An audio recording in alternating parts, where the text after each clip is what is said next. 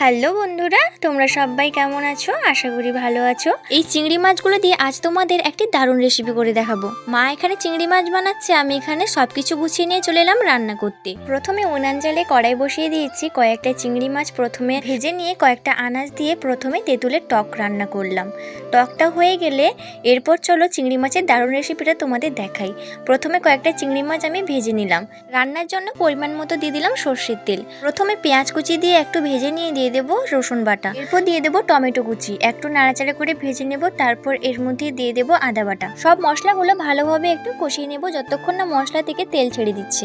এরপর পরিমাণ মতো দিয়ে দিলাম হলুদ গুঁড়ো, 1 চামচ লঙ্কা গুঁড়ো। এরপর মশলার সঙ্গে 30 সেকেন্ড মতো রান্না করে জল দিয়ে দিলাম মশলাটাকে ভালোভাবে কষিয়ে নেওয়ার জন্য। ভালোভাবে মশলাটা কষানো হয়ে গেলে আগে থেকে ডুমু ডুমু করে কেটে রাখা আলুটা দিয়ে পরিমাণ মতো লবণ দিয়ে আলুটাকে ভালোভাবে ঢাকা দিয়ে কিছুক্ষণের জন্য কষিয়ে নেব।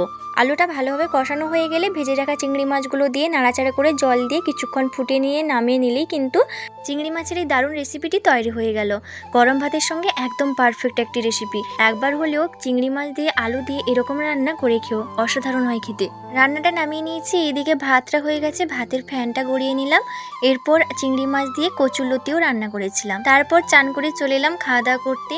আর আমি যে ছোট ছোট মিনি ব্লগের মাধ্যমে কিছু কিছু রেসিপি শেয়ার করি সেগুলো তোমাদের কেমন লাগে কমেন্টে জানাবে। আজকে রান্না করেছিলাম চিংড়ি মাছ দিয়ে কচুরলতি তরকারি, আর করেছিলাম চিংড়ি মাছ আলু দিয়ে কারিও বলতে পারো, আর করেছিলাম তেঁতুলের টক চিংড়ি মাছ দিয়ে। আমার এই ছোট্ট মিনি ব্লগটি কেমন লেগেছে কমেন্টে জানাবে। ভালো লাগলে লাইক কমেন্ট শেয়ার করে দিও। টাটা বন্ধুরা।